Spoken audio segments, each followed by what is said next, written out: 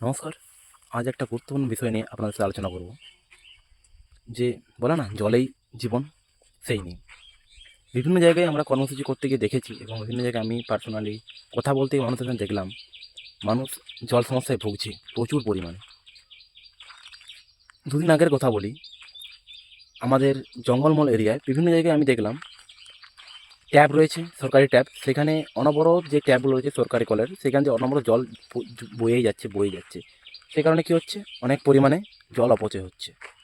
জল অপচয় হচ্ছে মানে এতটাই হচ্ছে যে বলার নেই। এক, দুই, বিভিন্ন গ্রামে এখন এতটাই সংকট হয়ে পড়েছে যে সরকার থেকে ট্যাঙ্কার আসছে, সেই ট্যাঙ্কারের মধ্যে জল নিয়ে তারা তার বাড়িতে বা ডোমেস্টিক ওয়ার্কে কাজে লাগাচ্ছে।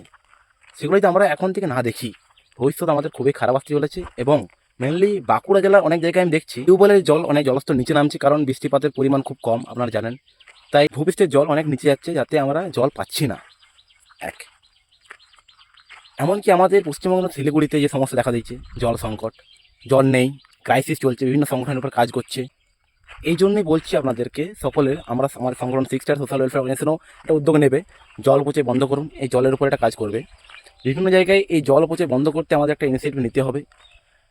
পার্সোনাল ইন্ডিভিজুয়াল যদি একটা করে সচেতন হন আপনারা, যে যখন ব্রাশ করছেন, সে ব্রাশ করার যতক্ষণ দরকার ততক্ষণ নিন, চান করছেন অতিরিক্ত জল ইউজ না করে যতটুকু প্রয়োজন সেটা করুন।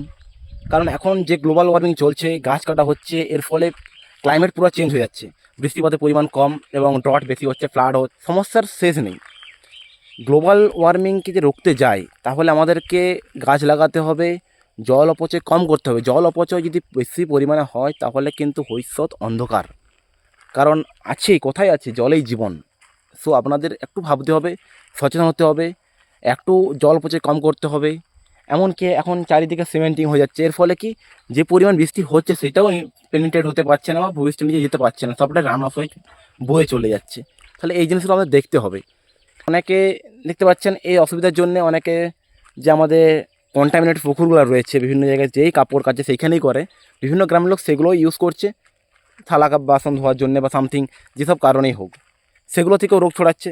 তাহলে আপনাদেরকে একটু সচেতন হতে হবে এবং জল অপচয় কম করতে হবে। কারণ জল অপচয় যে পরিমাণে হচ্ছে, সরকার যে ট্যাপগুলো দিয়েছে, দিয়ে পিএইচডির, সেগুলো কী হচ্ছে, দিয়েছে এত টাকা খরচ করে একটা প্রজেক্ট নিয়েছে, সেটা আমরা কীভাবে কী করছি, জল খুলে দিয়ে চলে যাচ্ছি, জল অনবরত বয়ে চলেছে, ট্যাঙ্কির জল যতক্ষণ আছে ততক্ষণ বয়ে চলবে, কোনো অসুবিধা নেই। কিন্তু এগুলো তো ঠিক নয় না, এগুলো ফ্রি। এখন মানুষ বুঝছে না। আপনি যাচ্ছেন, জল তো আসছে উপর থেকে, আমাদের প্রচুর পরিমাণ জল, কিন্তু না, জল প্রচুর পরিমাণে নেই, এই সংকট হয়েছে। আমাদের যে পৃথিবীর মধ্যে দেখি, কেপটাউন বলে আফ্রিকার একটা রয়েছে দেশ, সেখানে জলহীন শহর বলে ঘোষণা করা হয়েছে। আমাদের সাউথেই দেখেন, সাউথের অনেক জায়গা, চেন্নাই, ব্যাঙ্গালোর, এগুলো হচ্ছে জল সংকট দেখা দিয়ে দিয়েছে ইতিমধ্যে। পশ্চিমবঙ্গ হতে চলেছে, শিলিগুড়িতে দেখা দিয়েছে। শিলিগুড়িতে এমন সমস্যা হয়েছে, জল সংকট নেই, জল মানুষ পাচ্ছে না, জলকে সাপ্লাই করতে হচ্ছে, বিভিন্ন সংগঠন এক একটা ট্যাঙ্কার করছে, সেখান থেকে জল সাপ্লাই করছে বাড়ি বাড়ি। তাহলে আপনাদেরকে সচেতন না হলে আমাদের বাঁকুড়া জেলা, এমনকি পশ্চিমবঙ্গের বিভিন্ন জেলায় সমস্যা হতে পারে।